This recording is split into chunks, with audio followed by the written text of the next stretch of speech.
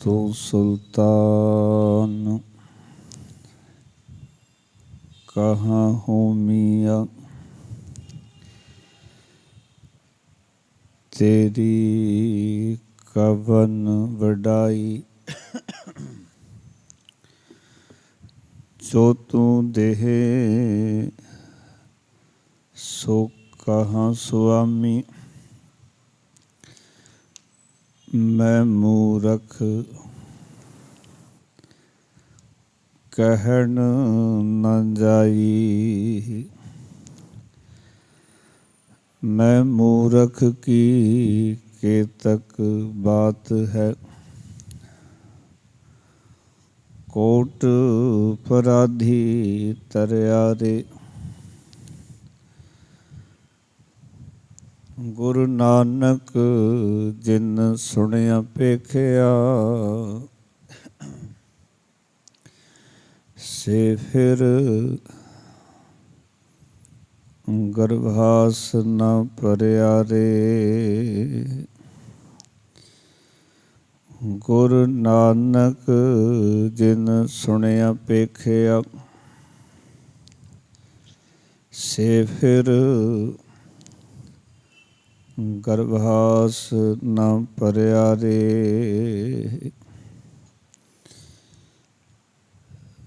रूहानी ज्ञान दे मुजस्मे बाणी के बोहित राजान राज पानान पान देवान देव उपमा महान सतगुरु ਸਾਹਿਬ ਸ੍ਰੀ ਗੁਰੂ ਗ੍ਰੰਥ ਸਾਹਿਬ ਮਹਾਰਾਜ ਜੀ ਦੀ ਪਾਵਨ ਪਵਿੱਤਰ ਪਾਕ ਹਜ਼ੂਰੀ ਵਿੱਚ ਜੁੜ ਬੈਠੇ ਗੁਰੂ ਪਿਆਰੇ ਗੁਰੂ ਸਵਾਰੇ ਸਤਸੰਗੀ ਜਨੋਂ, ਸਤਿਗੁਰਾਂ ਨੇ ਕਿਰਪਾ ਕੀਤੀ ਹੈ। ਅਸਥਾਨ ਤੇ ਲੜੀਵਾਰ 52 ਅੱਖਰੀ ਬਾਣੀ ਜੋ ਧੰਨ ਧੰਨ ਗੁਰੂ ਅਰਜਨ ਦੇਵ ਜੀ ਮਹਾਰਾਜ ਦੀ ਉਚਾਰਨ ਕੀਤੀ ਹੋਈ ਬਾਣੀ ਹੈ। ਇਸ ਬਾਣੀ ਵਿੱਚ 55 ਪੌੜੀਆਂ ਹਨ। ਅੱਜ ਵਿਚਾਰ ਅਧੀਨ ਆਪਾਂ ਨੇ ਰਲ ਮਿਲ ਕੇ 8ਵੀਂ ਪੌੜੀ ਦੀ ਵਿਚਾਰ ਕਰਨੀ ਹੈ ਅਤੇ ਉਸਦੇ ਨਾਲ ਜੋ ਸ਼ਲੋਕ ਦਰਜ ਹੈ ਉਸ ਨੂੰ ਵਿਚਾਰਾਂਗੇ। ਸ਼ਲੋਕ ਕਿਰਤ ਕਮਾਵਨ ਸ਼ੁਭ ਅਸ਼ੁਭ ਕੀਨੇ ਤਿਨ ਪ੍ਰਭ ਆਪ ਪਸ ਆਪਨ ਹੋ ਕਰੈ ਨਾਨਕ ਬਿਨ ਹਰ ਕਹਾਂ ਕਮਾਤ। ਪਾਵਨ ਅੰਕ 251 ਦੇ ਉੱਤੇ ਇਹ ਅਗੰਮੀ ਬੋਲ ਦਰਜ ਹਨ। ਆਓ ਮਨੋਬਿਰਤੀਆਂ ਇਕਾਗਰ ਕਰੋ। ਪਾਠ ਕਰਨ ਤੋਂ ਪਹਿਲਾਂ, ਵਿਚਾਰਾਂ ਦੀ ਆਰੰਭਤਾ ਤੋਂ ਪਹਿਲਾਂ ਸਾਹਿਬਾਂ ਨੂੰ ਝੁਕਾਓ ਸੀਸ।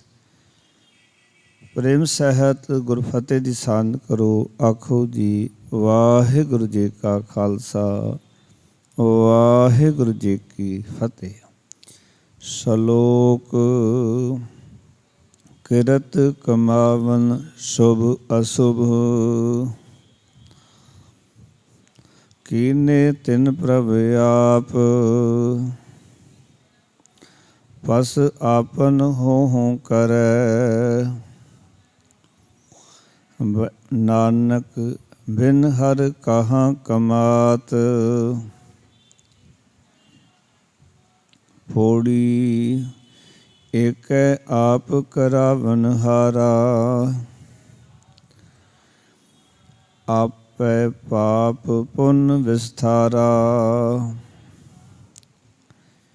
ਇਆ ਜੁਗ ਜਿਤ ਜਿਤ ਆਪੈ ਲਾਇਓ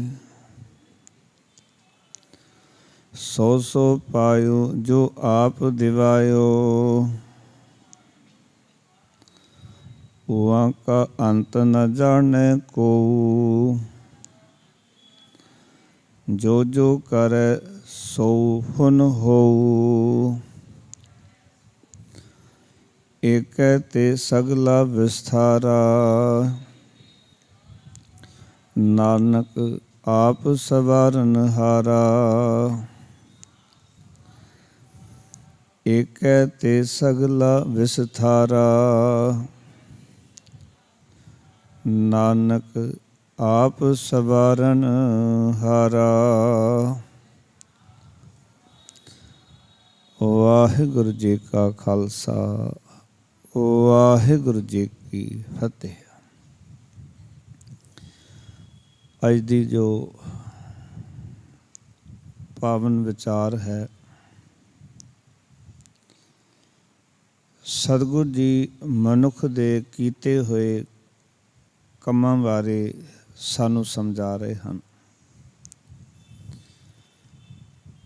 ਕਿਉਂਕਿ ਅਕਾਲ ਪੁਰਖ ਵਾਹਿਗੁਰੂ ਨੇ ਆਪਣੀ ਕੁਦਰਤ ਦਾ ਜੋ ਨੇਮ ਬਣਾਇਆ ਹੈ, ਉਹ ਸਤਿਗੁਰ ਕਹਿੰਦੇ ਨੇ ਦੋ ਚੀਜ਼ਾਂ ਉਸਨੇ ਪੈਦਾ ਕੀਤੀਆਂ ਹਨ। ਇਹਨੂੰ ਮਹਾਰਾਜ ਬਾਣੀ 'ਚ ਲਿਖਦੇ ਨੇ, ਬਿਖ ਅੰਮ੍ਰਿਤ ਕਰਤਾਰ ਉਪਾਏ, ਸੰਸਾਰ ਬਿਰਖ ਕੋ ਦੋਏ ਫਲ ਲਾਏ। ਇਹ ਸੰਸਾਰ ਪੈਦਾ ਕਰ ਦਿੱਤਾ ਪਰਮੇਸ਼ਰ ਨੇ। ਇਸ ਕੁਦਰਤ ਦੇ ਅੰਦਰ ਵਿਖ ਅਤੇ ਅੰਮ੍ਰਿਤ ਦੋ ਫਲ ਉਸ ਅਕਾਲ ਪੁਰਖ ਵਾਹਿਗੁਰੂ ਨੇ ਲਾ ਦਿੱਤੇ ਤੇ ਸੰਸਾਰ ਦੇ ਵਿੱਚ ਜੀਵਾਂ ਨੂੰ ਭੇਜ ਦਿੱਤਾ। ਜਿੱਦਾਂ ਜਿੱਦਾਂ ਜੀਵ ਸੰਸਾਰ ਦੇ ਵਿੱਚ ਕਰਮ ਕਰਦੇ ਹਨ, ਕਿਉਂਕਿ ਜਦੋਂ ਬਾਣੀ ਦੀ ਵਿਚਾਰਧਾਰਾ ਨਾਲ ਅਸੀਂ ਜੁੜਦੇ ਹਾਂ, ਸਤਿਗੁਰ ਦੇ ਉਪਦੇਸ਼ ਨੂੰ ਸਮਝਦੇ ਹਾਂ, ਕਿਉਂਕਿ ਬੈਠਾ ਅਕਾਲ ਪੁਰਖ ਵਾਹਿਗੁਰੂ ਸਾਰਿਆਂ ਦੇ ਵਿੱਚ ਆਪ ਹੈ, ਜਿਹੜੇ ਚੰਗੇ ਕੰਮ ਕਰ ਰਹੇ ਨੇ, ਜਿਹੜੇ ਮਨੁੱਖ ਮਾੜੇ ਕੰਮ ਕਰ ਰਹੇ ਹਨ, ਦੋਨਾਂ ਵਿੱਚ ਹੀ ਉਹ ਅਕਾਲ ਪੁਰਖ ਵਾਹਿਗੁਰੂ ਬੈਠਾ ਹੋਇਆ। ਉਸਦੀ ਜੋਤ ਹੈ। ਤੇ ਕਈ ਵਾਰੀ ਖਿਆਲ ਆਉਂਦਾ ਹੈ ਕਿ ਜਿਹੜੇ ਜੀਵ ਮਾੜੇ ਕੰਮ ਕਰ ਰਹੇ ਹਨ ਜਾਂ ਜਿਹੜੇ ਜੀਵ ਚੰਗੇ ਕੰਮ ਕਰ ਰਹੇ ਹਨ, ਜੇ ਪਰਮਾਤਮਾ ਆਪ ਹੀ ਸਭ ਕੁਝ ਕਰਾ ਰਿਹਾ ਹੈ, ਸਾਡੇ ਹੱਥ ਵਿੱਚ ਕੁਛ ਵੀ ਨਹੀਂ, ਤਾਂ ਫਿਰ ਜਿੱਦਾਂ ਸਾਡੇ ਕੋਲੋਂ ਕੰਮ ਕਰਾਵੇ ਕਰੀ ਚਲੋ।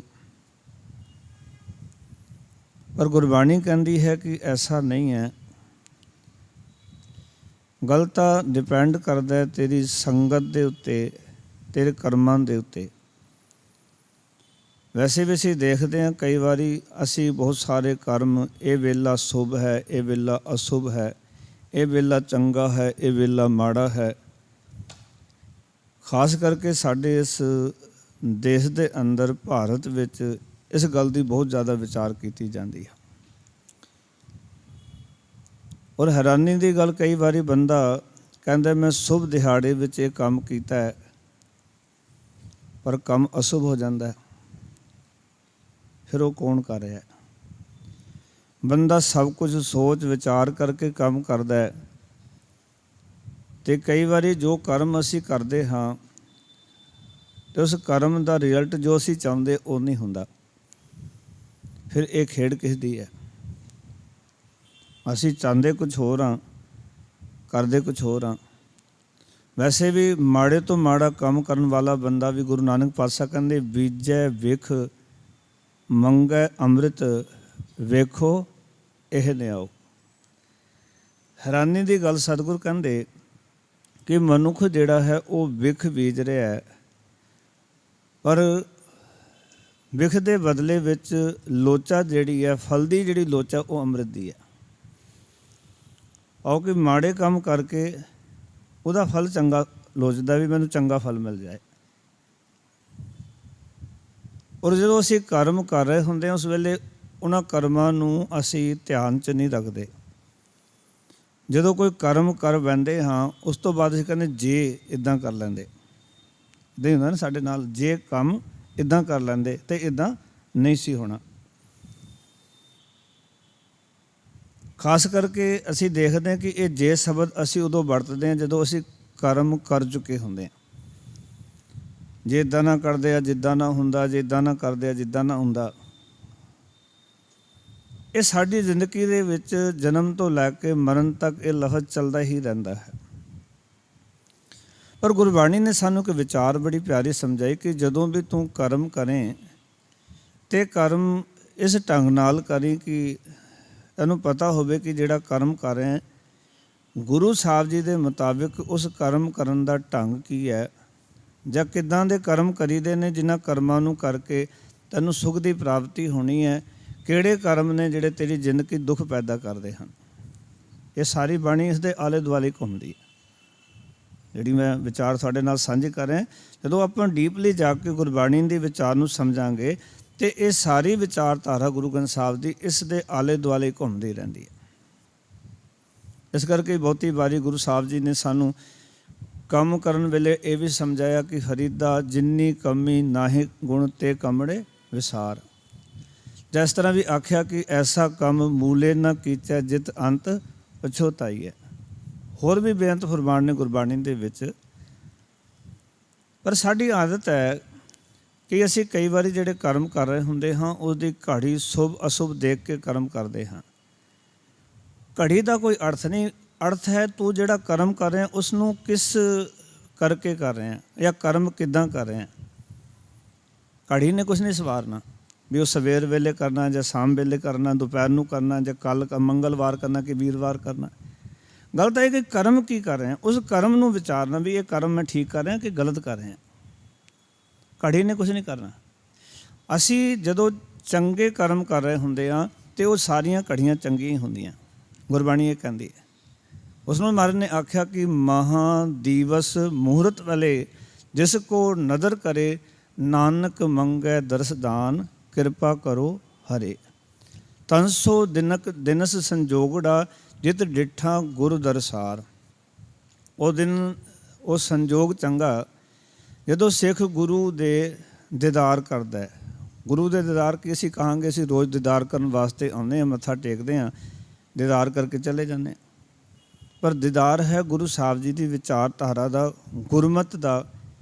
ਗੁਰਮਤ ਫਿਲੋਸਫੀ ਦਾ, ਕਿ ਗੁਰੂ ਸਾਹਿਬ ਦੀ ਵਿਚਾਰਧਾਰਾ ਸਾਨੂੰ ਜ਼ਿੰਦਗੀ ਵਿੱਚ ਕਿਸ ਤਰ੍ਹਾਂ ਜਿਉਣ ਦੀ ਪ੍ਰੇਰਨਾ ਕਰਦੀ ਹੈ। ਇੱਕ ਤਾਂ ਹੋ ਗਿਆ ਕਿ ਜਦੋਂ ਅਸੀਂ ਕਰਮ ਕਰੀਏ ਆਪਣੇ ਕਰਮ ਵੱਲ ਵਿਸ਼ੇਸ਼ ਧਿਆਨ ਦੇਈਏ, ਵੀ ਇਹ ਨਾ ਦੇਖੀਏ ਵੀ ਇਹ ਕਰਮ ਕਿਸ ਦਿਨ ਕੀਤਾ ਜਾ ਰਿਹਾ। ਜਿਤਨਾ ਮਰਜ਼ੀ ਸ਼ੁਭ ਦਿਹਾੜਾ ਹੋਵੇ, ਜੇ ਮੈਂ ਵਿਚਾਰ ਕਰਾਂ ਤਾਂ ਉਹਦਾ ਰਿਜ਼ਲਟ ਮਾੜਾ ਹੀ ਹੋਏਗਾ। ਮੈਂ ਕਿਸੇ ਨੂੰ ਦੁੱਖ ਦੇਵਾਂ, ਬੜੇ ਚੰਗੇ ਦਿਹਾੜੇ ਦੇਵਾਂ, ਮੈਂ ਦੁਖੀ ਹੀ ਹੋਵਾਂਗਾ। ਭਾਵੇਂ ਕੋਈ ਗੁਰਪੁਰਬ ਦਾ ਦਿਨ ਕਿਉਂ ਹੋਵੇ, ਮੈਂ ਚਾਰ ਗੱਲਾਂ ਕਿਸੇ ਨੂੰ ਕੱਢਾਂ, ਕਿਦਾ ਦਿਲ ਦੁਖਾਵਾਂ, ਉਹਦਾ ਰਿਜ਼ਲਟ ਮੈਨੂੰ ਚੰਗਾ ਮਿਲਣ ਵਾਲਾ ਨਹੀਂ ਹੈ। ਔਰ ਮੈਂ ਕਹਾਂਗਾ ਅੱਜ ਦਾ ਦਿਹਾੜਾ ਬੜਾ ਵਧੀਆ ਸੀ ਕਿਉਂਕਿ ਅੱਜ ਗੁਰਪੁਰਬ ਸੀ, ਅੱਜ ਫਲਾਣਾ ਦਿਨ ਸੀ, ਅੱਜ ਸੋਮਵਾਰ ਸੀ, ਅੱਜ ਫਲਾਣਾ ਨਹੀਂ। ਗੱਲ ਇਹ ਤੁਸੀਂ ਕਰਮ ਜਿਹੜੇ ਕਰ ਰਹੇ ਹੋ ਉਹਨਾਂ ਕਰਮਾਂ ਨੂੰ ਵਿਚਾਰ ਕੇ ਕਰਨਾ। ਅਸਲ ਵਿੱਚ ਕੰਮਾਂ ਨੂੰ ਵਿਚਾਰੀਏ ਵੀ ਕੰਮ ਮੈਂ ਸ਼ੁਭ ਕਰ ਰਿਹਾ ਜਾਂ ਅਸ਼ੁਭ ਕਰ ਰਿਹਾ। ਇੱਥੇ ਅੱਜ ਗੁਰੂ ਸਾਹਿਬ ਜੀ ਬੜੀ ਪਿਆਰੀ ਵਿਚਾਰ ਸਾਨੂੰ ਗਲਤ ਤਰੀਕੇ ਨਾਲ ਸਮਝਾ ਰਹੇ ਨੇ। ਸਲੋਕ ਕਿਰਤ ਕਮਾਵਨ ਸ਼ੁਭ ਅਸ਼ੁਭ। ਕਿਰਤ ਦਾ ਅਰਥ ਹੁੰਦਾ ਕੰਮ, ਕਮਾਵਨ ਦਾ ਅਰਥ ਹੁੰਦਾ ਕਮਾਣੇ, ਸ਼ੁਭ ਅਸ਼ੁਭ।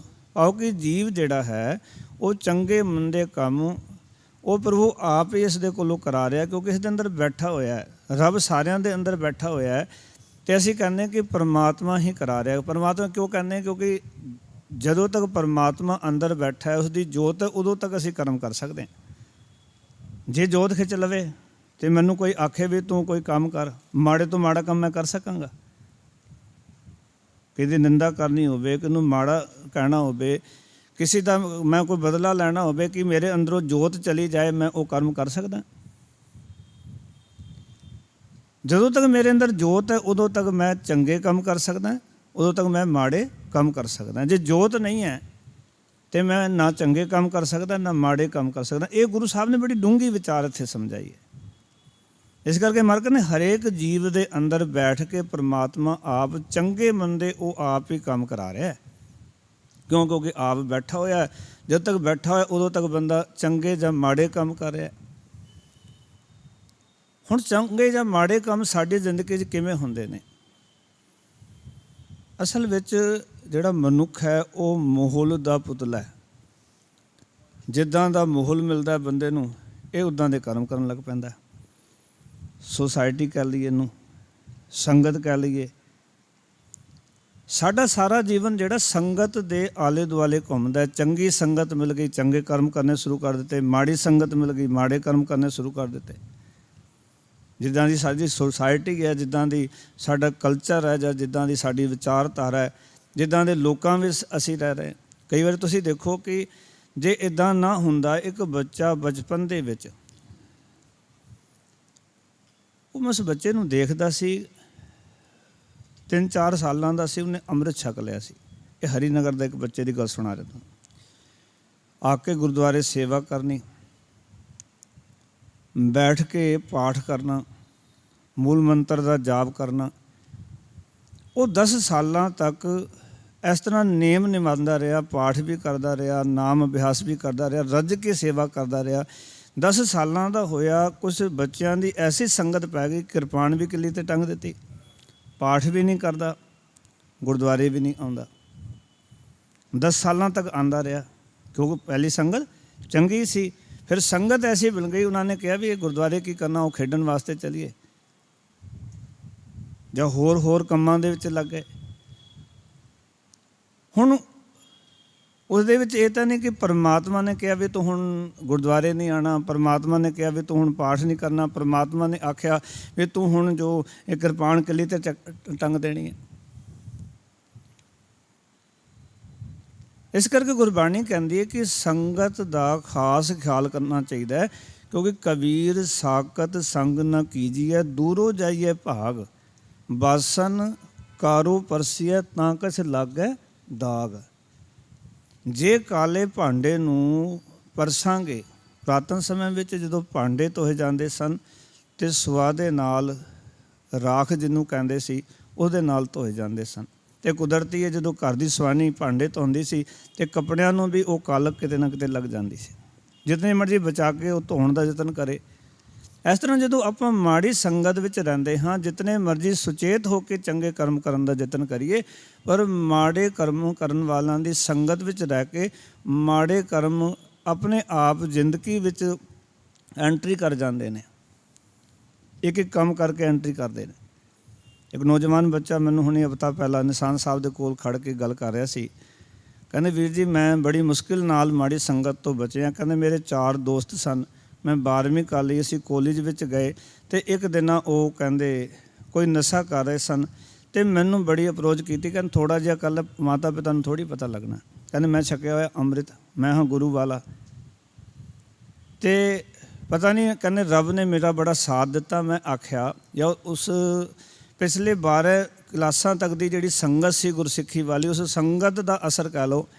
ਕਹਿੰਦੇ ਮੈਂ ਆਖਿਆ ਵੀ ਅੱਜ ਤੋਂ ਤੁਸੀਂ ਮੇਰੇ ਦੋਸਤ ਨਹੀਂ ਅਤੇ ਮੈਂ ਤੁਹਾਡਾ ਦੋਸਤ ਨਹੀਂ। ਜੇ ਤੁਸੀਂ ਮੈਨੂੰ ਇਹ ਜ਼ਬਰਦਸਤੀ ਕਰਾਉਣਾ ਚਾਹੁੰਦੇ ਹੋ ਅਤੇ ਅੱਜ ਤੋਂ ਮੈਂ ਤੁਹਾਡੇ ਸੰਗਤ ਵਿੱਚ ਨਹੀਂ ਬੈਠਾਂਗਾ। ਕਹਿੰਦੇ ਮੇਰੇ ਅੱਜ ਤੋਂ ਬਾਅਦ ਤੁਸੀਂ ਦੋਸਤ ਨਹੀਂ, ਕਿਉਂਕਿ ਤੁਸੀਂ ਮਾਤਾ ਪਿਤਾ ਤੋਂ ਚੋਰੀ ਆਪ ਵੀ ਇਹ ਨਸ਼ਾ ਕਰ ਰਹੇ ਹੋ। ਨਸ਼ਾ ਵੀ ਕੋਈ ਕਹਿੰਦੇ ਬੜਾ ਖਤਰਨਾਕ ਜਿਹਾ ਨਸ਼ਾ ਸੀ, ਬੱਚੇ ਕਰ ਰਹੇ ਸਨ। ਔਰ ਮੈਨੂੰ ਵੀ ਆਖਿਆ, ਕਹਿੰਦੇ ਗੁਰੂ ਸਾਹਿਬ ਦੀ ਐਸੀ ਕਿਰਪਾ ਹੋਈ, ਕਹਿੰਦੇ ਮੈਂ ਤਾਂ ਬਚਿਆ, ਉਹਨਾਂ 4 ਬੱਚਿਆਂ ਨੇ ਵੀ ਕਸਮ ਖਾਧੀ ਅੱਜ ਤੋਂ ਬਾਅਦ ਅਸੀਂ ਵੀ ਨਸ਼ਾ ਨਹੀਂ ਕਰਾਂਗੇ। ਹੁਣ ਸੰਗਤ ਦਾ ਕਿੰਨਾ ਅਸਰ ਹੈ ਤੁਸੀਂ ਦੇਖ ਲਓ। ਜੇ ਉਹਨਾਂ ਦੀ 4 ਦੀ ਗੱਲ ਮੰਨ ਜਾਂਦਾ ਅਤੇ ਉਸਨੇ ਨਸ਼ਾ ਕਰਨਾ ਸੀ, ਉਹ 5 ਨਸ਼ੇੜੀ ਹੋ ਜਾਣੇ ਸਨ। ਪਰ ਉਹ ਇੱਕ ਡਟ ਗਿਆ ਗੁਰੂ ਸਾਹਿਬ ਦੀ ਸੰਗਤ ਦੀ ਬਦੌਲਤ, ਅਤੇ ਉਸਨੇ 4 ਨੂੰ ਵੀ ਆਪਣੇ ਵਰਗਾ ਬਣਾ ਲਿਆ ਵੀ ਅੱਜ ਤੋਂ ਤੁਸੀਂ ਮੇਰੇ ਫਰੈਂਡ ਨਹੀਂ, ਮੈਂ ਤੁਹਾਡਾ ਮਿੱਤਰ ਨਹੀਂ, ਜੇ ਤੁਸੀਂ ਮੈਨੂੰ ਜਬਰਨ ਇਹ ਨਸ਼ਾ ਕਰਾਉਣ ਦਾ ਯਤਨ ਕਰ ਰਹੇ ਹੋ। ਇਹ ਗੱਲ ਯਾਦ ਰੱਖਣਾ, ਸੰਗਤ ਦਾ ਗੁਣ ਬਹੁਤ ਅਧਿਕਾਈ। ਧੰਨ ਸ੍ਰੀ ਗੁਰੂ ਗ੍ਰੰਥ ਸਾਹਿਬ ਜੀ।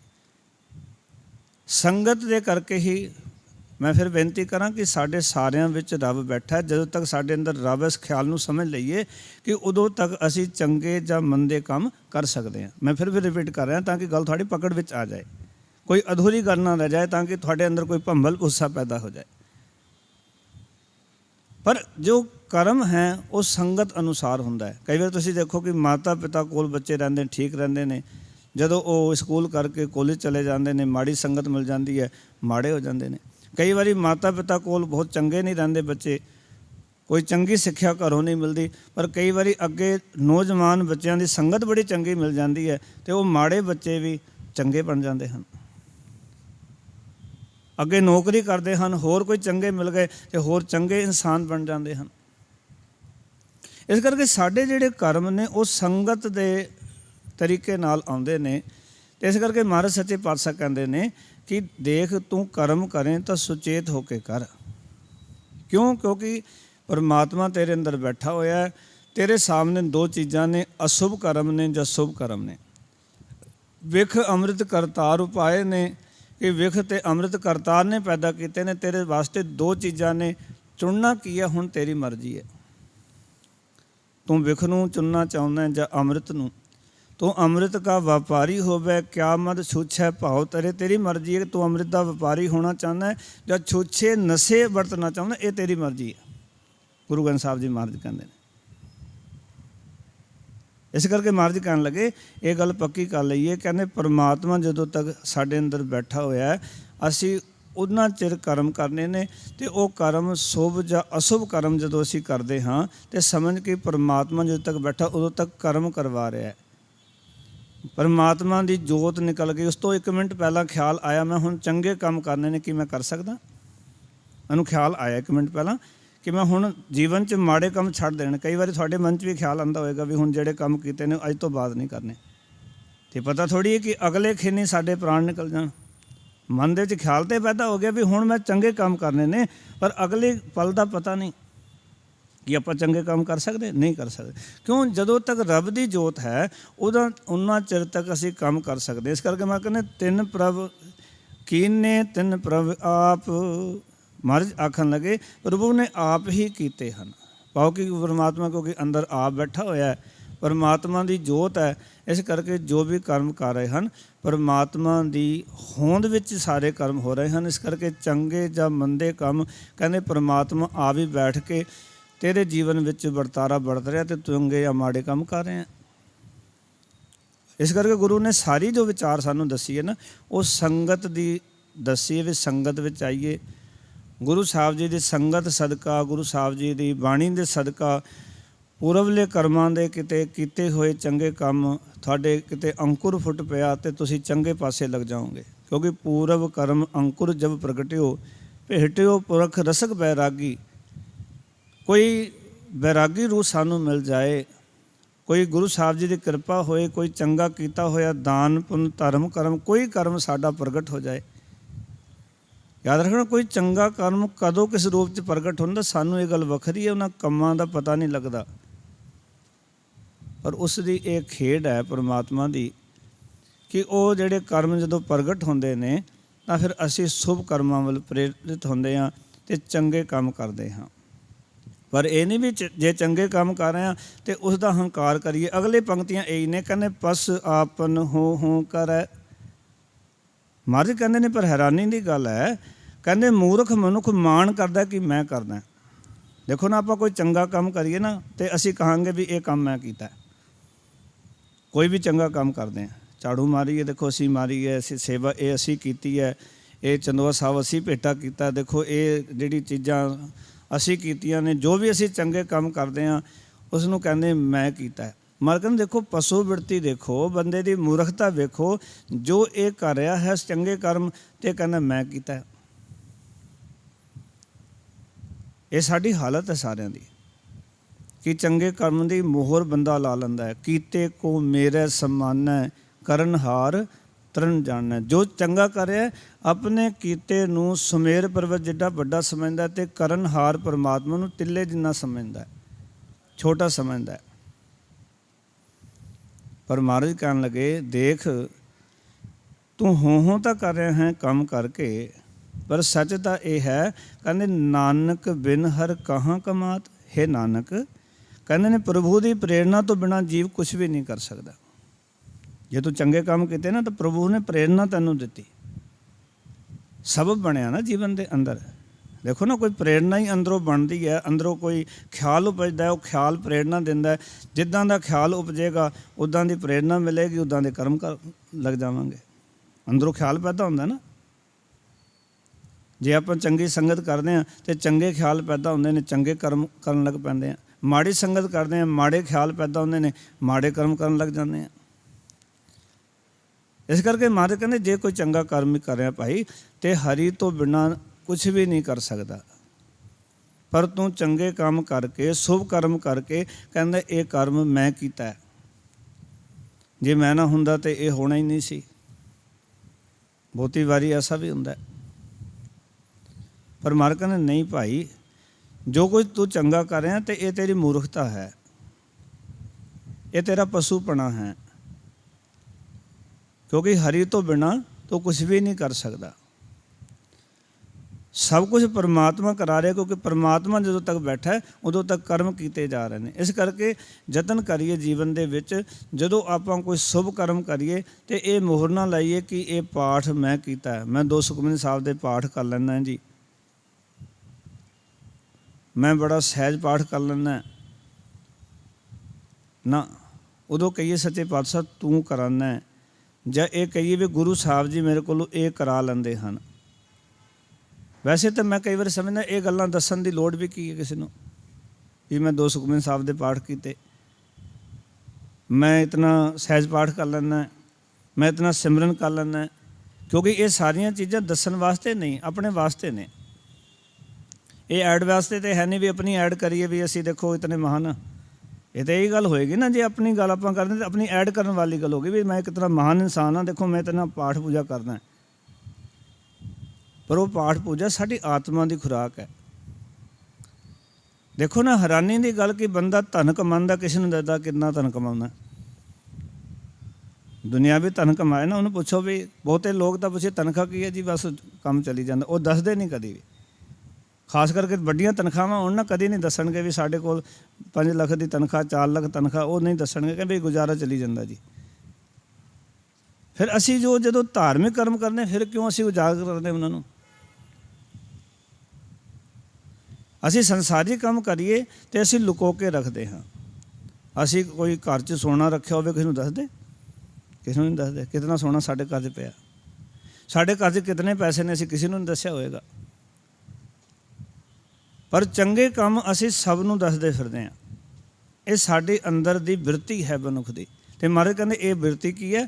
ਪਸ ਆਪਨ ਹੋ ਕਰੈ ਨਾਨਕ ਬਿਨ ਹਰ ਕਹਾਂ ਕਮਾਤ। ਹੈ ਨਾਨਕ, ਇਹ ਮੂਰਖ ਮਨੁੱਖ ਮਾਣ ਕਰਦਾ ਕਿ ਮੈਂ ਕਰਦਾ ਹਾਂ, ਹੋ ਕਰਦਾ ਹੈ, ਮੈਂ ਕਰਦਾ। ਪਰ ਸੱਚ ਤਾਂ ਇਹ ਹੈ, ਪ੍ਰਭੂ ਦੀ ਪ੍ਰੇਰਨਾ ਤੋਂ ਬਿਨਾਂ ਜੀਵ ਕੁਛ ਵੀ ਨਹੀਂ ਕਰ ਸਕਦਾ। ਜਿਵੇਂ ਜਿਵੇਂ ਸਾਨੂੰ ਅੰਦਰੋਂ ਪ੍ਰੇਰਨਾ ਆਈ ਜਾਂਦੀ, ਪ੍ਰੇਰਨਾ ਕਿਵੇਂ ਆਉਂਦੀ ਹੈ? ਜਿੱਦਾਂ ਦੀ ਅਸੀਂ ਸੰਗਤ ਕਰਦੇ ਹਾਂ, ਜਿੱਦਾਂ ਦੀ ਸੁਸਾਇਟੀ ਵਿੱਚ ਰਹਿੰਦੇ ਹਾਂ, ਜਿੱਦਾਂ ਦੇ ਖਿਆਲਾਂ ਵਿੱਚ ਜ਼ਿੰਦਗੀ ਜਿਉਂਦੇ ਹਾਂ। ਕਿਉਂਕਿ ਪ੍ਰੇਰਨਾ ਅੰਦਰੋਂ ਖਿਆਲਾਂ ਦੇ ਰੂਪ ਵਿੱਚ ਆਉਣੀ ਹੈ। ਜੋ ਵੀ ਅੰਦਰੋਂ ਪ੍ਰੇਰਨਾ ਆਉਣੀ ਹੈ, ਜਿੱਦਾਂ ਦੀ ਸੰਗਤ ਕੀਤੀ, ਜਿੱਦਾਂ ਦੇ ਕਰਮ ਕੀਤੇ, ਉਹਨਾਂ ਕਰਮਾਂ ਦੇ ਮੁਤਾਬਿਕ ਸਾਨੂੰ ਅੰਦਰੋਂ ਪ੍ਰੇਰਨਾ ਮਿਲਦੀ ਹੈ। ਉਸ ਪ੍ਰੇਰਨਾ ਦੇ ਸਦਕੇ ਅਸੀਂ ਉਹ ਕਰਮ ਕਰੀ ਜਾਂਦੇ। ਉਸ ਪ੍ਰੇਰਨਾ ਨੂੰ ਮਾਲਕ ਨੇ ਪਰਮਾਤਮਾ ਦੀ ਪ੍ਰੇਰਨਾ ਤੋਂ ਬਿਨਾਂ, ਸਮਝ ਲਓ ਪਰਮਾਤਮਾ ਤੈਨੂੰ ਪ੍ਰੇਰਨਾ ਦੇ ਰਿਹਾ। ਜੇ ਕੋਈ ਚੰਗਾ ਕੰਮ ਤੂੰ ਕਰ ਰਿਹਾ ਤਾਂ ਰੱਬ ਨੇ ਆਖਿਆ ਭਾਈ ਸੇਵਾ ਕਰਿਆ ਕਰ, ਤੂੰ ਸਿਫਤ ਸਲਾਹ ਕਰਨ ਵਾਸਤੇ ਸੰਸਾਰ 'ਚ ਆਇਆ, ਕੋਈ ਦਾਨ ਪੁੰਨ ਧਰਮ ਕਰਮ ਕਰਿਆ ਕਰ ਸੰਸਾਰ ਵਿੱਚ। ਇਸ ਕਰਕੇ ਹੀ ਪਰਮਾਤਮਾ ਨੇ ਤੈਨੂੰ ਭੇਜਿਆ ਹੈ। ਚੰਗੀ ਪ੍ਰੇਰਨਾ ਅੰਦਰੋਂ ਮਿਲੀ ਅਤੇ ਬੰਦੇ ਨੇ ਚੰਗਾ ਕੰਮ ਕਰ ਦਿੱਤਾ। ਹੁਣ ਉਹ ਪ੍ਰੇਰਨਾ ਨਾ ਮਿਲਦੀ ਤਾਂ ਉਹ ਕਰਮ ਨਹੀਂ ਸੀ ਹੋਣਾ। ਫਿਰ ਮਹਾਰਾਜ ਪੌੜੀ 'ਚ ਕਹਿੰਦੇ ਨੇ, ਏਕੈ ਆਪ ਕਰਾਵਣ ਹਾਰਾ, ਆਪੇ ਪਾਪ ਪੁੰਨ ਵਿਸਥਾਰਾ। ਮਹਾਰਾਜ ਕਹਿੰਦੇ ਜੀਵਾਂ ਪਾਸੋਂ ਚੰਗੇ ਮੰਦੇ ਕਰਾਉਣ ਵਾਲਾ ਪ੍ਰਭੂ ਸਿਰਫ ਆਪ ਹੀ ਹੈ, ਕਿਉਂਕਿ ਉਸਨੇ ਆਪ ਹੀ ਚੰਗੇ ਮੰਦੇ ਕਰਮਾਂ ਦਾ ਖਿਲਾਰਾ ਖਿਲਾਰਿਆ ਹੋਇਆ ਹੈ। ਆਪੇ ਪਾਪ ਪੁੰਨ ਵਿਸਥਾਰਾ, ਖਿਲਾਰਾ ਜਿਹੜਾ ਪਰਮਾਤਮਾ ਨੇ ਖਿਲਾਰਿਆ ਹੋਇਆ, ਫਲ ਪਰਮਾਤਮਾ ਨੇ ਲਾਏ ਨੇ, ਵਿਖ ਤੇ ਅੰਮ੍ਰਿਤ ਚੁਣਨੇ ਬੰਦੇ ਨੇ। ਔਰ ਗੁਰਬਾਣੀ ਦੇ ਵਿੱਚ ਜਦੋਂ ਆਪਾਂ ਦੇਖਾਂਗੇ, ਸਭ ਤੋਂ ਵੱਧ ਜ਼ੋਰ ਜਿਹੜਾ ਉਹ ਸੰਗਤ ਦੇ ਉੱਤੇ ਦਿੱਤਾ ਗਿਆ। ਕਬੀਰ ਸੰਗਤ ਕਰੀਏ ਸਾਧਕੀ ਅੰਤ ਕਰੈ ਨਿਰਵਾਹ। ਮਹਾਰਾਜ ਕਹਿੰਦੇ ਸੰਗਤ ਸਾਧ ਦੀ, ਸਾਧ ਦਾ ਅਰਥ ਹੈ ਗੁਰੂ ਦੀ ਸੰਗਤ ਕਰੀ, ਅੰਤ ਤੈਨੂੰ ਜੀਵਨ ਦੀ ਜਾਂਚ ਬਖਸ਼ ਦੇਗਾ ਗੁਰੂ। ਕਿਤੇ ਗੁਰੂ ਸਾਹਿਬ ਜੀ ਕਹਿੰਦੇ ਨੇ ਸੰਗਤ ਜਿਹੜੀ ਹੈ ਉਹ ਸਤਿਪੁਰਖਾਂ ਦੀ ਕਰੀ। ਕਿਤੇ ਬਾਣੀ ਵਿੱਚ ਕਹਿੰਦੇ ਨੇ ਸੰਗਤ ਮਾੜਿਆਂ ਦੀ ਛੱਡ ਕੇ ਚੰਗਿਆਂ ਦੀ ਕਰੀ। ਕਿਤੇ ਕਹਿੰਦੇ ਨੇ ਉੱਤਮ ਸੰਗਤ ਉੱਤਮ ਹੋਵੇ, ਗੁਣ ਕੋ ਧਾਵੈ ਅਵਗੁਣ ਧੋਵੈ। ਵੀ ਚੰਗੀ ਸੰਗਤ ਬੰਦੇ ਨੂੰ ਚੰਗਾ ਕਰ ਦਿੰਦੀ ਹੈ। ਉਹ ਚੰਗੀ ਸੰਗਤ ਜਿਹੜੀ ਹੈ ਬੰਦੇ ਨੂੰ ਕਹਿੰਦੀ ਚੰਗੇ ਕੰਮ ਕਰ। ਦੇਖੋ ਨਾ ਕਿ ਮੈਂ ਆਪਣੀ ਜ਼ਿੰਦਗੀ ਵਿੱਚ ਦੇਖਦਾ ਕਿ ਮੈਂ 6ਵੀਂ 'ਚ ਪੜ੍ਹਦਾ ਸੀ, ਮੇਰੇ ਨਾਲ ਅਗਲੀ ਸੀਟ 'ਤੇ ਜਦੋਂ ਪਹਿਲੀ ਵਾਰ ਮੈਂ 6ਵੀਂ ਕਲਾਸ ਦੇ ਪੇਪਰ ਦਿੱਤੇ ਅਤੇ ਮੈਨੂੰ ਇੱਕ ਐਸਾ ਬੱਚਾ ਮਿਲਿਆ 9ਵੀਂ ਕਲਾਸ ਦਾ ਸੀ, ਜਿਸ ਨੇ ਮੈਨੂੰ ਜੀਵਨ ਦਾ ਪੜ੍ਹਾਈ ਦਾ ਚੱਜ ਸਿਖਾਇਆ, ਪੇਪਰਾਂ ਦੇ ਅੰਦਰ ਉਹ ਵੀ ਕਿੱਦਾਂ ਪੇਪਰ ਕਰੀਦਾ, ਕਿੱਦਾਂ ਪੇਪਰ ਨੂੰ ਪਹਿਲਾਂ ਪੜ੍ਹੀਦਾ। ਜਿਵੇਂ ਟੀਚਰ ਆਸੇ ਪਾਸੇ ਹੋ ਜਾਂਦਾ ਸੀ ਅਤੇ ਉਸਨੇ ਮੇਰਾ ਪੇਪਰ ਲੈਣਾ ਅਤੇ ਦੱਸਣਾ ਕਿ ਇੱਦਾਂ ਨਹੀਂ ਇੱਦਾਂ ਕਰੀਦਾ। ਔਰ ਮੈਂ ਉਸ ਗੱਲ ਨੂੰ ਪੂਰੀ ਜ਼ਿੰਦਗੀ ਕਦੇ ਨਹੀਂ ਭੁੱਲਾਂਗਾ, ਕਿਉਂਕਿ ਉਸਨੇ ਮੈਨੂੰ ਇੱਕ ਤਰੀਕਾ ਦੱਸ ਦਿੱਤਾ ਕਿ ਪੇਪਰ ਕਰਨ ਦੀ ਤਰੀਕਾ ਕੀ ਹੈ, ਢੰਗ ਕੀ ਹੈ। ਉਸਨੇ ਪਹਿਲੀ ਵਾਰ ਜਿੱਥੇ ਕਿ ਬੱਚੇ ਅਟਕਦੇ ਨੇ ਜਾ ਕੇ, ਕਿਉਂਕਿ ਜਦੋਂ ਅਸੀਂ ਪਿੰਡਾਂ ਵਿੱਚ ਰਹਿੰਦੇ ਸਨ ਅਤੇ 5ਵੀਂ ਤੱਕ ਹਿੰਦੀ ਮੀਡੀਅਮ ਤੋਂ ਪੜ੍ਹਨਾ ਅਤੇ 6ਵੀਂ 'ਚ ਇੰਗਲਿਸ਼ ਲੱਗ ਜਾਣੀ, ਅਤੇ ਇੰਗਲਿਸ਼ ਦੇ ਵਿੱਚ ਸਾਨੂੰ ਆਉਂਦਾ ਕੁਛ ਨਹੀਂ ਸੀ, ਕਿਉਂਕਿ ਜਿਸ ਬੱਚੇ ਨੇ 5ਵੀਂ ਤੱਕ ਹਿੰਦੀ ਪੜ੍ਹੀ ਹੋਵੇ ਅਤੇ 6ਵੀਂ ਵਿੱਚ ਜੇ ਉਹ ਇੰਗਲਿਸ਼ ਜਾ ਕੇ ਪੜ੍ਹੇ ਉਹਨੂੰ ਕੁਛ ਸਮਝ ਨਹੀਂ ਆਉਂਦੀ। ਔਰ 6ਵੀਂ ਵਿੱਚ ਅਕਸਰ ਬੱਚੇ ਫੇਲ ਹੋ ਜਾਂਦੇ ਸਨ। ਪਰ ਉਹ ਜਿਹੜੇ ਮੇਰਾ ਅੱਗੇ 9ਵੀਂ ਕਲਾਸ ਦਾ ਬੱਚਾ ਸੀ, ਉਹ ਇਤਨਾ ਹੁਸ਼ਿਆਰ ਬੱਚਾ ਸੀ, ਇਤਨਾ ਟੈਲੈਂਟਡ ਬੱਚਾ ਸੀ, ਉਹ 9ਵੀਂ ਕਲਾਸ ਦਾ ਟੋਪਰ ਬੱਚਾ ਸੀ। ਉਸਨੇ ਇੱਕ ਐਸੀ ਪ੍ਰੇਰਨਾ ਕੀਤੀ ਕਿ ਫਿਰ ਕਦੀ ਜੀਵਨ ਦੀ ਗੱਡੀ ਅਟਕੀ ਨਹੀਂ।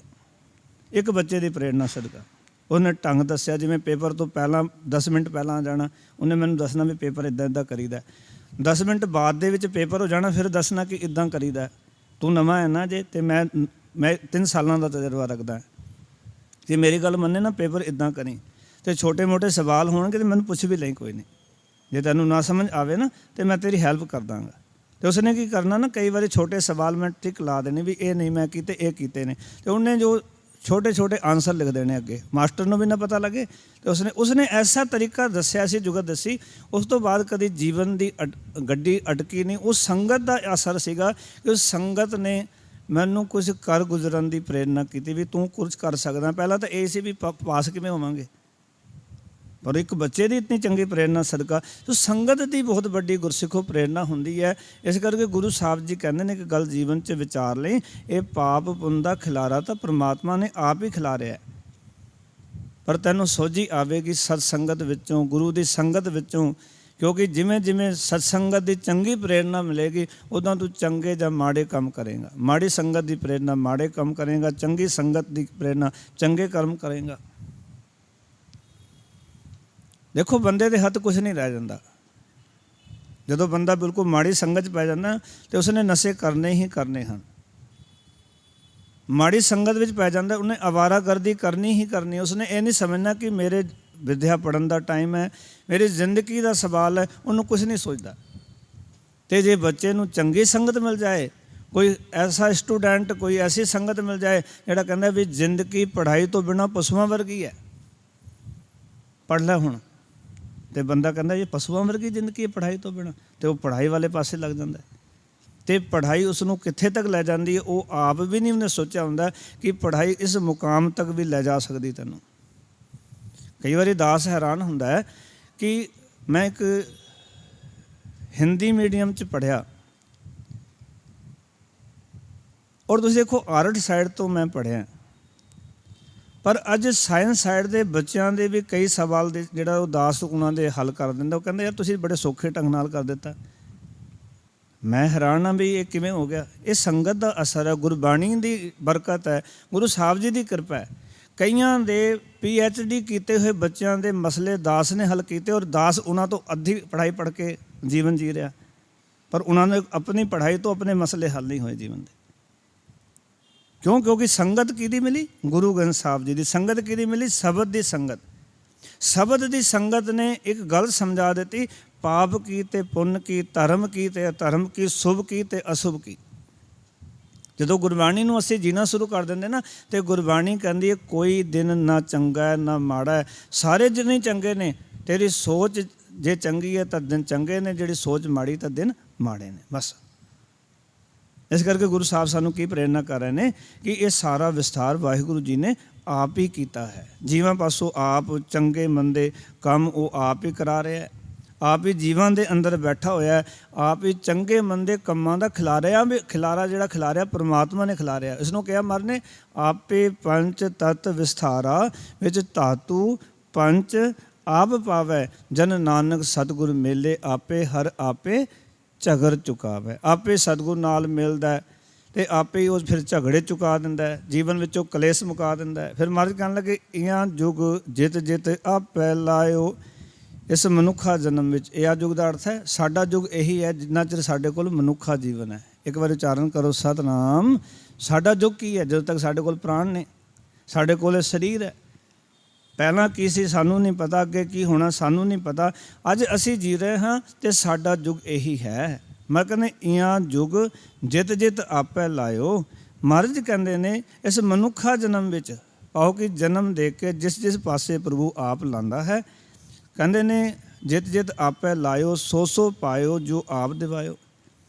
ਅਤੇ ਉਧਰ ਹੀ ਜੀਵ ਲੱਗਦੇ ਨੇ। ਜਿਹੜੀ ਮਤ ਪ੍ਰਭੂ ਆਪ ਜੀਵਾਂ ਨੂੰ ਦਿੰਦਾ ਹੈ ਉਹੀ ਉਹ ਗੁਣ ਗ੍ਰਹਿਣ ਕਰਦੇ ਚਲੇ ਜਾਂਦੇ ਨੇ, ਉੱਦਾਂ ਦਾ ਹੀ ਉਹ ਹਾਸਲ ਕਰੀ ਜਾਂਦੇ ਹਨ। ਕਿਉਂਕਿ ਆਪਾਂ ਗੁਰੂ ਦਾ ਲੜ ਫੜ ਲਿਆ, ਗੁਰੂ ਦੇ ਚਰਨਾਂ ਨਾਲ ਜੁੜ ਗਏ, ਗੁਰੂ ਨੇ ਚੰਗੀ ਪ੍ਰੇਰਨਾ ਦਿੱਤੀ, ਅਸੀਂ ਚੰਗੇ ਇਨਸਾਨ ਬਣਨ ਦੀ ਕੋਸ਼ਿਸ਼ ਕਰ ਰਹੇ ਹਾਂ। ਅੱਗੇ ਮਹਾਰਾਜ ਕਹਿੰਦੇ ਨੇ ਕਿ ਇਹ ਸਾਰੀ ਖੇਡ ਪਰਮਾਤਮਾ ਦੇ ਆਪਣੇ ਹੱਥ ਵਿੱਚ ਹੈ। ਫਿਰ ਕਹਿੰਦੇ ਨੇ ਉਆਂ ਕਾ ਅੰਤ ਨ ਜਾਣੈ ਕੋ। ਮਹਾਰਾਜ ਨੇ ਪ੍ਰਭੂ ਦੇ ਗੁਣਾਂ ਦਾ ਕੋਈ ਅੰਤ ਨਹੀਂ ਜਾਣ ਸਕਦਾ। ਜਾਂ ਪਰਮਾਤਮਾ ਦੀ ਜਿਹੜੀ ਇਹ ਖੇਡ ਹੈ ਕਿਸੇ ਨੂੰ ਸਮਝ ਨਹੀਂ ਆ ਸਕਦੀ। ਜਿਹੜਾ ਸੰਸਾਰ ਦੀ ਖੇਡ ਰਚੀ ਹੈ ਨਾ, ਪਰਮਾਤਮਾ ਨੇ ਸੰਸਾਰ ਬਣਾਇਆ। ਸੰਸਾਰ ਵਿੱਚ ਕਈ ਵਾਰੀ ਅਸੀਂ ਦੇਖਾਂਗੇ ਕਿ ਜੋ ਸਾਨੂੰ ਚੰਗਾ ਲੱਗਦਾ ਅਸੀਂ ਕਹਿੰਦੇ ਇਹ ਚੰਗਾ ਹੈ, ਪਰ ਹੋ ਸਕਦਾ ਤੇਰੇ ਨਾਲ ਵਾਲੇ ਨੂੰ ਉਹ ਚੰਗਾ ਨਾ ਲੱਗ ਰਿਹਾ ਹੋਵੇ, ਜਾਂ ਜੋ ਨਾਲ ਵਾਲੇ ਨੂੰ ਚੰਗਾ ਲੱਗ ਰਿਹਾ ਉਹ ਤੈਨੂੰ ਚੰਗਾ ਨਾ ਲੱਗ ਰਿਹਾ ਹੋਵੇ। ਇਹ ਤਾਂ ਪਰਮਾਤਮਾ ਦੀ ਖੇਡ ਹੈ ਨਾ ਸੰਸਾਰ। ਇਸ ਕਰਕੇ ਕੋਈ ਕਰਮ ਅੰਤ ਨਹੀਂ ਹੈ। ਜਾਂ ਆਪਾਂ ਕਹਿ ਦਈਏ ਵੀ ਰੱਬ ਜੀ ਦਾ ਗੁਣਾਂ ਦਾ ਇੱਥੇ ਹੀ ਅੰਤ ਹੈ। ਕਿਸੇ ਹੋਰ ਨੇ ਹੋਰ ਖੋਜ ਕੀਤੀ, ਉਸਨੇ ਹੋਰ ਅੱਗੇ ਦੀ ਗੱਲ ਬਿਆਨ ਕਰ ਦਿੱਤੀ। ਕੋਈ ਹੋਰ ਆਇਆ, ਉਸਨੇ ਹੋਰ ਅੱਗੇ ਦੀ ਗੱਲ ਬਿਆਨ ਕਰ ਦਿੱਤੀ। ਪਰ ਇਹ ਨਹੀਂ, ਕੋਈ ਵੀ ਬੰਦਾ ਇਹ ਨਹੀਂ ਕਿ ਉਹ ਪੂਰਨ ਕਹਿ ਸਕਿਆ ਪਰਮਾਤਮਾ ਦੇ ਗੁਣਾਂ ਨੂੰ। ਹਾਂ, ਜਿਤਨੀ ਮਤ ਉਹਦੇ ਕੋਲ ਸੀ, ਜਿਤਨੀ ਉਹ ਗੱਲ ਕਰ ਸਕਦਾ ਸੀ, ਆਪਣੀ ਗੱਲ ਕਰ ਦਿੱਤੀ।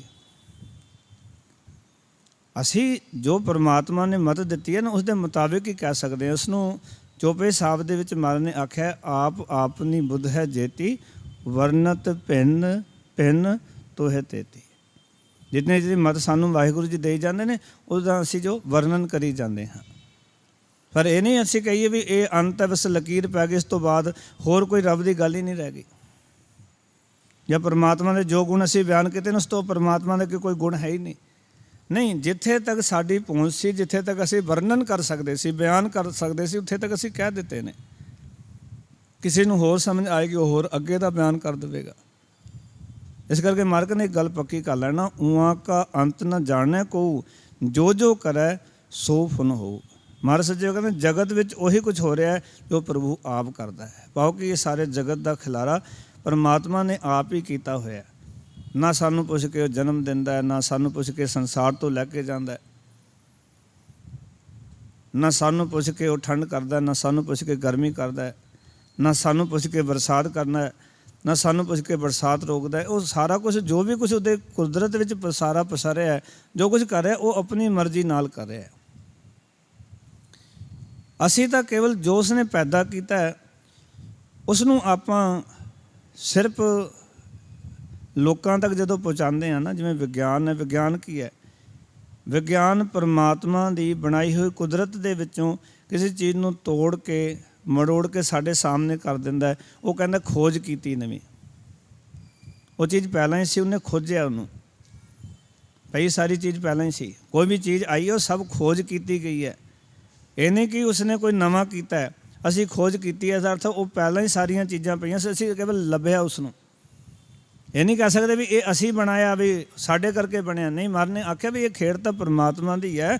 ਆਸਨ ਲੋਏ ਲੋਏ ਭੰਡਾਰ, ਜੋ ਕੁਛ ਪਾਇਆ ਸੋ ਏਕਾ ਵਾਰ, ਕਰ ਕਰ ਵੇਖਿਆ ਸਿਰਜਣਹਾਰ, ਨਾਨਕ ਸੱਚੇ ਕੀ ਸਾਚੀ ਕਾਰ। ਉਹ ਸੱਚੇ ਦੀ ਸੱਚੀ ਕਾਰ ਵਿੱਚ ਸਾਰਾ ਕੁਝ ਪਸਾਰਿਆ ਹੈ। ਇਸ ਕਰਕੇ ਜੋ ਜੋ ਕਰੈ, ਜੋ ਜੋ ਪਰਮਾਤਮਾ ਕਰਦਾ ਹੈ, ਮਹਾਰਾਜ ਕਹਿੰਦੇ ਨੇ ਸੋ ਫੁਨ ਹੋ, ਉਹੀ ਹੁੰਦਾ ਹੈ। ਹੁਣ ਦਾ ਅਰਥ ਹੈ ਫੇਰ ਮੁੜ ਕੇ ਜੋ ਪਰਮਾਤਮਾ ਕਰਦਾ। ਜਿਵੇਂ ਉਹਦੀ ਮਰਜ਼ੀ, ਉਹਨੇ ਜਗਤ ਬਣਾ ਦਿੱਤਾ, ਮਰਜ਼ੀ ਹੋਏਗੀ ਜਗਤ ਨੂੰ ਵਿਨਾਸ਼ ਕਰ ਦੇਗਾ। ਸਾਨੂੰ ਪੁੱਛ ਕੇ ਥੋੜ੍ਹੀ ਜਗਤ ਬਣਾਇਆ ਸੀ, ਜਾਂ ਸਾਨੂੰ ਪੁੱਛ ਕੇ ਥੋੜ੍ਹੀ ਜਗਤ ਨੂੰ ਵਿਗਾੜੇਗਾ। ਉਹ ਤਾਂ ਉਹਦੀ ਆਪਣੀ ਮੌਜ ਹੈ। ਕੀਤਾ ਪਸਾਓ ਏਕੋ ਕਬਾਓ, ਤਿਸਤੇ ਹੋਏ ਲਖ ਦਰਿਆਓ। ਅਤੇ ਮਹਾਰਾਜ ਕਹਿੰਦੇ ਕੁਦਰਤ ਕਵਣ ਕਹਾਂ ਵਿਚਾਰ, ਵਾਰਨ ਜਾਵਾਂ ਇੱਕ ਵਾਰ, ਜੋ ਤੁਧ ਭਾਵੈ ਸਾਈ ਭਲੀ ਕਾਰ, ਤੂੰ ਸਦਾ ਸਲਾਮਤ ਨਿਰੰਕਾਰ। ਫਿਰ ਮਹਾਰਾਜ ਅੱਗੇ ਸਮਝਾਉਣ ਲੱਗੇ, ਏਕੈ ਤੇ ਸਗਲਾ ਵਿਸਥਾਰਾ। ਇਹ ਸਾਰਾ ਜਗਤ ਖਿਲਾਰਾ ਪ੍ਰਭੂ ਤੋਂ ਹੀ ਖਿਲਰਿਆ ਹੋਇਆ ਹੈ। ਇਹ ਪਰਮਾਤਮਾ ਨੇ ਹੀ ਸਾਰੇ ਜਗਤ ਦਾ ਖਿਲਾਰਾ ਖਿਲਾਰਿਆ। ਔਰ ਜਦੋਂ ਪਰਮਾਤਮਾ ਦਾ ਮਨ ਕਰਦਾ ਇਸ ਖਿਲਾਰੇ ਨੂੰ ਸਮੇਟ ਲੈਂਦਾ। ਇਹਨੂੰ ਹੋਰ ਸੌਖਾ ਕਰ ਦੇਵਾਂ, ਕੁਦਰਤ ਦੇ ਅੰਦਰ ਪਰਮਾਤਮਾ ਨੇ ਜੋ ਵਿਸਥਾਰ ਕੀਤਾ ਹੈ, ਕੁਦਰਤ ਇਤਨੀ ਵਿਸ਼ਾਲ ਹੈ ਕਿ ਉਸਨੂੰ ਸਭ ਨੂੰ ਆਪਣੇ ਆਪ ਦੇ ਵਿੱਚ ਜਜ਼ਬ ਕਰਨ ਦੀ ਤਾਕਤ ਰੱਖਦੀ ਹੈ। ਕੁਦਰਤ ਜੋ ਬਣਾਇਆ ਹੈ, ਜੋ ਸੰਸਾਰ ਵਿੱਚ ਵਿਸਥਾਰ ਕੀਤਾ, ਉਹਨੂੰ ਆਪਣੇ ਅੰਦਰ ਉਹ ਸਮਾਨ ਦੀ ਤਾਕਤ ਰੱਖਦੀ ਹੈ ਕੁਦਰਤ। ਇਸ ਨੂੰ ਮਹਾਰਾਜ ਨੇ ਆਖਿਆ ਕਿ ਪੰਚ ਤਤ ਕੋ ਤਨ ਰਚਿਓ, ਜਾਣੋ ਚਤੁਰ ਸੁਜਾਨ, ਜੇ ਤੇ ਉਪਜਿਓ ਨਾਨਕਾ, ਲੀਨ ਤਾਹੇ ਮਹਿਮਾਨ। ਇਹ ਪੰਜ ਤੱਤਾਂ ਦਾ ਸੰਸਾਰ ਬਣਿਆ ਹੈ ਅਤੇ ਉਹ ਬਣਾ ਕੇ ਉਹਨਾਂ ਨੂੰ ਕੁਦਰਤ ਆਪਣੇ ਆਪ ਦੇ ਅੰਦਰ ਸਮਾਨ ਦੀ ਤਾਕਤ ਰੱਖਦੀ ਹੈ। ਉਹਨੂੰ ਕੋਈ ਇਹ ਟੈਨਸ਼ਨ ਨਹੀਂ ਵੀ ਇਤਨਾ ਕੁਝ ਖਿਲਾਰਾ ਖਿਲਾਰਿਆ ਮੈਂ ਰੱਖਾਂਗਾ ਕਿੱਥੇ। ਘਰ ਦੇ ਵਿੱਚ ਤੁਸੀਂ ਚਾਰ ਚੀਜ਼ਾਂ ਵਾਧੂ ਲੈ ਜਾਓ ਅਤੇ ਮਨ 'ਚ ਖਿਆਲ ਆਉਂਦਾ ਵੀ ਆਪਾਂ ਰੱਖਾਂਗੇ ਕਿੱਥੇ। ਪਰ ਪਰਮਾਤਮਾ ਨੇ ਜੋ ਕੁਛ ਬਣਾਇਆ ਉਸ ਨੂੰ ਆਪਣੇ ਅੰਦਰ ਜਜ਼ਬ ਕਰਨ ਦੀ ਤਾਕਤ ਰੱਖਦੀ ਹੈ ਕੁਦਰਤ। ਜੋ ਵਾਹਿਗੁਰੂ ਨੇ ਬਣਾਇਆ ਉਹ ਸਮੇਟਣ ਦੀ ਤਾਕਤ ਰੱਖਦਾ ਹੈ ਅਕਾਲ ਪੁਰਖ ਵਾਹਿਗੁਰੂ। ਇਹ ਉਸ ਦੀ ਖੇਡ ਹੈ ਪਰਮਾਤਮਾ ਦੀ। ਇਸ ਕਰਕੇ ਹੇ ਸਿਆਣੇ ਬੰਦੇ, ਇਹ ਗੱਲ ਚੰਗੀ ਤਰ੍ਹਾਂ ਸਮਝ ਲੈ ਕਿ ਜਿਸ ਵਿੱਚੋਂ ਤੋਂ ਉਪਜਿਆ ਹੈ ਉਹਦੇ ਵਿੱਚ ਲੀਨ ਹੋ ਜਾਣਾ, ਉਹਦੇ ਵਿੱਚ ਵਾਪਸ ਚਲੇ ਜਾਣਾ। ਉਸਨੇ ਸਭ ਕੁਝ ਆਪਣੇ ਅੰਦਰ ਸਮਾ ਲੈਣਾ। ਉਸ ਨੂੰ ਹੀ ਮਹਾਰਾਜ ਨੇ ਅੱਗੇ ਫਿਰ ਵਿਸਥਾਰ ਵਿੱਚ ਆਖਿਆ ਕਿ ਪਵਨ ਹੈ ਮੈਂ ਪਵਨ ਸਮਾਇਆ, ਜੋਤੀ ਮੈਂ ਜੋਤ ਰਲ ਜਾਇਆ। ਮਾਟੀ ਮਾਟੀ ਹੋਈ ਏਕ, ਰੋਵਣ ਹਾਰੇ ਕੀ ਕਵਨ ਟੇਕ, ਕੌਣ ਮੁਆਰੇ ਕੌਣ ਮੁਆ, ਬ੍ਰਹਮ ਗਿਆਨੀ ਮਿਲ ਕਰੋ ਵਿਚਾਰਾ, ਇਹ ਤੋਂ ਚਲਤ ਪਿਆ। ਚਲਤ ਦਾ ਅਰਥ ਹੁੰਦਾ ਕੋਤਕ। ਇਹ ਤਾਂ ਰੱਬ ਦਾ ਕੋਤਕ ਹੈ, ਇਹ ਉਸਦੀ ਖੇਡ ਹੈ। ਔਰ ਇਸ ਤਰ੍ਹਾਂ ਉਹ ਆਪਣੇ ਸੰਸਾਰ ਨੂੰ ਚਲਾ ਰਿਹਾ ਹੈ। ਮਰ ਕਹਿੰਦੇ ਇਹ ਸਾਰਾ ਖਿਲਾਰਾ ਵਾਹਿਗੁਰੂ ਨੇ ਖਿਲਾਰਿਆ ਹੈ। ਨਾਨਕ ਆਪ ਸਵਾਰਨਹਾਰਾ, ਹੈ ਨਾਨਕ ਉਹ ਆਪ ਹੀ ਜੀਵਨ ਨੂੰ ਸਿੱਧੇ ਰਾਹ ਪਾਉਣ ਵਾਲਾ ਹੈ, ਉਹ ਆਪ ਹੀ ਕਿਰਪਾ ਕਰਨ ਵਾਲਾ ਹੈ। ਇਸ ਕਰਕੇ ਜੇ ਸਿੱਧੇ ਰਾਹ ਪਏ ਆ ਤਾਂ ਇਸ ਦਾ ਹੰਕਾਰ ਨਹੀਂ, ਉਸਦਾ ਧੰਨਵਾਦ। ਇੱਕ ਵਾਰ ਉਚਾਰਨ ਕਰੋ ਸਤਿਨਾਮ। ਜੇ ਸੰਗਤ ਮਿਲੀ ਸ਼ੁਕਰਾਨਾ ਪਰਮਾਤਮਾ ਦਾ ਵੀ ਮਹਾਰਾਜ ਤੂੰ ਪਤਾ ਨਹੀਂ ਕਿਵੇਂ ਤਰਸ ਕਰ ਦਿੱਤਾ। ਕਈ ਬੰਦੇ ਜ਼ਿੰਦਗੀ 'ਚ ਐਸੇ ਦੇਖੇ ਕਿ ਜਿਹੜੇ ਪੂਰੀ ਜ਼ਿੰਦਗੀ ਦੇ ਵਿੱਚ ਆਖਰਲੇ ਦਮ ਤੱਕ ਮਾੜੀ ਸੰਗਤ ਕਰਦੇ ਰਹੇ, ਪਰ ਰੱਬੀ ਪ੍ਰੇਰਨਾ ਹੋਈ, ਕਿਸੇ ਤਰ੍ਹਾਂ ਸੰਗਤ ਵਿੱਚ ਆ ਗਏ, ਗੁਰੂ ਕੇ ਗੁਣਾਂ ਦੀ ਇੱਥੇ ਵਿਚਾਰ ਹੋਈ, ਸਤਸੰਗਤ ਦੀ ਬਰਕਤ ਦੇ ਨਾਲ ਉਹਨਾਂ ਨੇ ਆਪਣੇ ਜੀਵਨ ਨੂੰ ਇੱਕਦਮ ਚੇਂਜ ਕਰ ਲਿਆ। ਨਸ਼ਿਆਂ ਤੋਂ ਆਪਣੇ ਆਪ ਨੂੰ ਵਰਜ ਕੇ ਅੰਮ੍ਰਿਤ ਦੇ ਧਾਰਨੀ ਹੋ ਗਏ, ਗੁਰੂ ਚਰਨਾਂ ਨਾਲ ਜੁੜ ਗਏ, ਬੁਰਾਈਆਂ ਛੱਡ ਦਿੱਤੀਆਂ ਜੀਵਨ ਵਿੱਚੋਂ, ਨਿੰਦਾ ਚੁਗਲੀ ਛੱਡ ਦਿੱਤੀ। ਅਤੇ ਜੇ ਉਹ ਇਹ ਸਾਰਾ ਕੁਛ ਵਰਤਿਆ, ਉਹ ਹੰਕਾਰ ਕਰਨ ਵੀ ਇਹ ਤਾਂ ਅਸੀਂ ਕੀਤਾ, ਨਹੀਂ, ਇਹ ਤਾਂ ਕੋਤਕ ਵਰਤਿਆ ਪਰਮਾਤਮਾ ਦਾ। ਕੋਈ ਖੇਡ ਵਰਤੀ ਹੈ ਅਕਾਲ ਪੁਰਖ ਵਾਹਿਗੁਰੂ ਜੀ ਦੀ। ਤੇਰੇ ਉੱਤੇ ਰੱਬ ਨੇ ਤਰਸ ਪਤਾ ਨਹੀਂ ਕਿਵੇਂ ਕਰ ਦਿੱਤਾ। ਗੁਰੂ ਸਾਹਿਬ ਦੀ ਜਦੋਂ ਬਾਣੀ ਅਸੀਂ ਪੜ੍ਹਦੇ ਹਾਂ ਅਤੇ ਕਈ ਵਾਰੀ ਗੁਰੂ ਸਾਹਿਬ ਕਹਿੰਦੇ ਨੇ ਇਸ ਗੱਲ ਨੂੰ ਕਿਤੇ ਆਪਣੇ ਆਪ ਦੇ ਕੀਤੇ ਕਰਮਾਂ ਨੂੰ ਵੱਡਾ ਨਾ ਸਮਝੀ, ਇਹ ਪਰਮਾਤਮਾ ਦਾ ਤੇਰੇ ਉੱਤੇ ਤਰਸ ਹੈ, ਵਾਹਿਗੁਰੂ ਜੀ ਦੀ ਕਿਰਪਾ ਹੈ। ਕਿਉਂ? ਕਿਉਂਕਿ ਉਹ ਆਪ ਹੀ ਸਿੱਧੇ ਰਾਹ ਪਾਉਣ ਵਾਲਾ ਹੈ। ਜੇ ਕੋਈ ਮਨੁੱਖ ਸਿੱਧੇ ਰਾਹ ਪੈ ਗਿਆ ਹੈ ਤਾਂ ਉਸ ਦਾ ਹੰਕਾਰ ਨਹੀਂ ਕਰਨਾ। ਮਰ ਕਹਿੰਦੇ ਜੇ ਹੰਕਾਰ ਕਰਦਾ ਤਾਂ ਪਸ ਆਪਨ ਹੋ ਕਰੇ ਵਾਲੀ ਗੱਲ ਹੋਏਗੀ, ਇਹ ਪਸ਼ੂ ਬਿਰਤੀ ਵਾਲੀ ਗੱਲ ਹੋਏਗੀ, ਮੂਰਖਤਾ ਵਾਲੀ ਗੱਲ ਹੋਏਗੀ। ਕਿਉਂਕਿ ਹਰੀ ਤੋਂ ਬਿਨਾਂ ਹੋਰ ਕੋਈ ਕੁਝ ਕਮਾ ਨਹੀਂ ਸਕਦਾ, ਉਹਦੀ ਕਿਰਪਾ ਨਾਲ ਹੀ ਤੂੰ ਚੰਗੇ ਕੰਮ ਕਮਾ ਸਕਦਾ।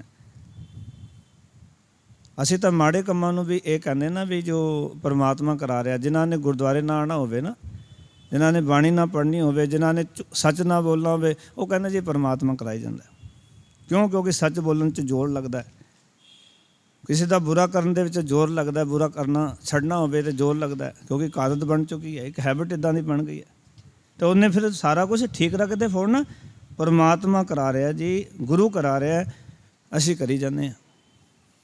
ਪਰ ਗੁਰੂ ਤਾਂ ਇਹ ਵੀ ਕਹਿ ਰਿਹਾ ਅੰਮ੍ਰਿਤ ਛਕ, ਗੁਰੂ ਤਾਂ ਇਹ ਵੀ ਕਹਿ ਰਿਹਾ ਚੰਗੇ ਕੰਮ ਕਰ, ਗੁਰੂ ਤਾਂ ਇਹ ਵੀ ਕਹਿੰਦਾ ਸੰਗਤ ਕਰ, ਗੁਰੂ ਤਾਂ ਇਹ ਵੀ ਕਹਿ ਰਿਹਾ ਵੀ ਤੂੰ ਇੱਥੇ ਆ ਤੇ ਸਹੀ, ਬਾਕੀ ਕੰਮ ਤਾਂ ਗੁਰੂ ਨੇ ਆਪੇ ਹੀ ਦੇਖ ਲੈਣਾ। ਚਰਨ ਸਰਨ ਗੁਰ ਏਕ ਪੈਂਡਾ, ਜਾਏ ਚੱਲ ਸਤਿਗੁਰ ਕੋਟ ਪੈਂਡਾ, ਆਗੇ ਹੋਏ ਲੇਤ ਹੈ। ਪਰ ਆਪਾਂ ਤਾਂ ਇੱਕ ਪੈਂਡਾ ਪੁੱਟਣ ਨੂੰ ਵੀ ਤਿਆਰ ਨਹੀਂ।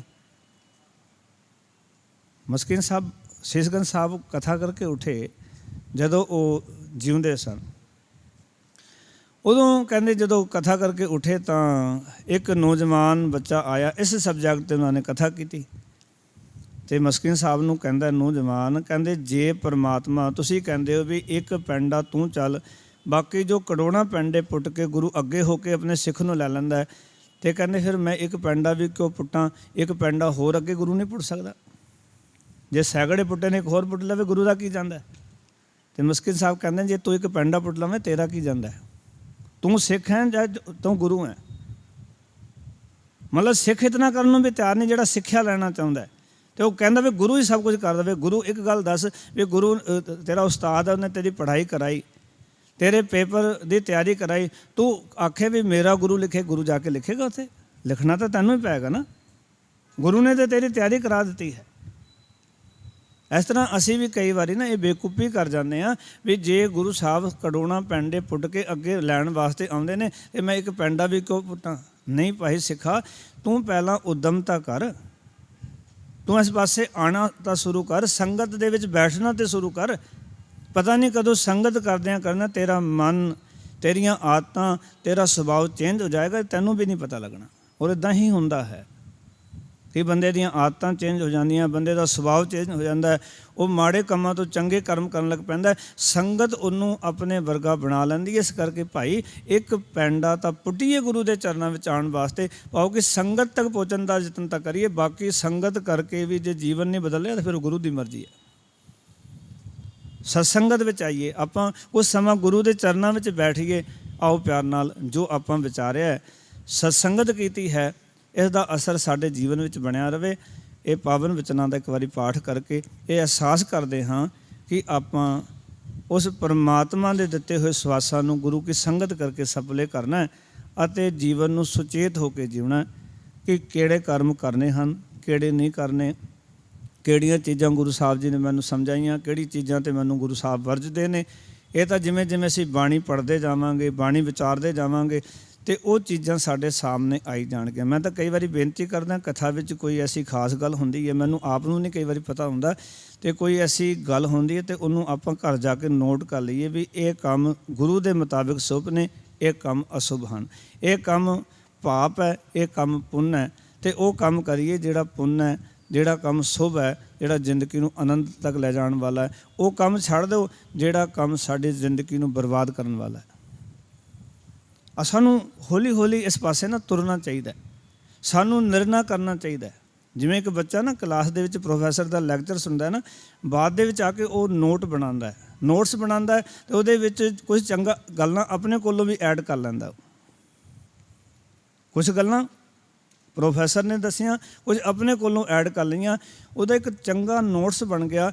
ਜਦੋਂ ਉਹਨੂੰ ਉਸ ਦੇ ਸਬਜੈਕਟ ਦਾ ਪੇਪਰ ਦੇ ਵਿੱਚੋਂ ਸਵਾਲ ਆਏਗਾ ਅਤੇ ਉਹ ਚੰਗੇ ਢੰਗ ਤਰੀਕੇ ਨਾਲ ਉਹ ਉਸ ਦਾ ਜਵਾਬ ਦੇ ਸਕਦਾ। ਇਹ ਤਾਂ ਹੀ ਹੋਏਗਾ ਜਦੋਂ ਆਪਾਂ ਇਹਨਾਂ ਗੱਲਾਂ ਵੱਲ ਰੁਚੀ ਰੱਖਾਂਗੇ, ਧਿਆਨ ਰੱਖਾਂਗੇ, ਮਨ ਦੇ ਵਿੱਚ ਲਾਲਸਾ ਹੋਏਗੀ ਕੁਝ ਸਿੱਖਣ ਦੀ, ਸਿੱਖ ਬਣਨ ਦੀ, ਸਿੱਖੀ ਨੂੰ ਸਮਝਣ ਦੀ, ਤਾਂ ਅਗਲੀ ਖੇਡ ਤਾਂ ਗੁਰੂ ਨੇ ਆਪੇ ਹੀ ਬਣਾ ਦੇਣੀ ਹੈ। ਇਹ ਗੁਰੂ ਘਰ ਦੀ ਵਡਿਆਈ ਹੈ। ਆਓ ਪਿਆਰ ਨਾਲ ਇਹ ਪੰਕਤੀਆਂ ਦਾ ਪਾਠ ਕਰਕੇ ਸਮਾਪਤੀ ਹੈ ਜੀ। ਸ਼ਲੋਕ ਕਿਰਤ ਕਮਾਵਨ ਸ਼ੁਭ ਅਸ਼ੁਭ, ਕੀਨੇ ਤਿਨ ਪ੍ਰਭ ਆਪ, ਬਸ ਆਪਨ ਹੋਂ ਕਰੈ, ਨਾਨਕ ਬਿਨ ਹਰ ਕਹਾਂ ਕਮਾਤ। ਪੌੜੀ ਏਕੈ ਆਪ ਕਰਾਵਣ ਹਾਰਾ, ਆਪੈ ਪਾਪ ਪੁੰਨ ਵਿਸਥਾਰਾ। ਇਆਂ ਜੁਗ ਜਿਤ ਜਿਤ ਆਪੈ ਲਾਇਓ, ਸੋ ਸੋ ਪਾਇਓ ਜੋ ਆਪ ਦਿਵਾਇਓ। ਉਹਾਂ ਕਾਂਤ ਨ ਜਾਣੈ ਕੋ, ਜੋ ਜੋ ਕਰੈ ਸੋ ਫੁਨ ਹੋਊ। ਏਕੈ ਤੇ ਸਗਲਾ ਵਿਸਥਾਰਾ, ਨਾਨਕ ਆਪ ਸਵਾਰਨ ਹਾਰਾ। ਏਕੈ ਤੇ ਸਗਲਾ ਵਿਸਥਾਰਾ, ਨਾਨਕ ਆਪ ਸਵਾਰਨ ਹਾਰਾ। ਵਾਹਿਗੁਰੂ ਜੀ ਕਾ ਖਾਲਸਾ, ਵਾਹਿਗੁਰੂ ਜੀ ਕੀ ਫਤਿਹ।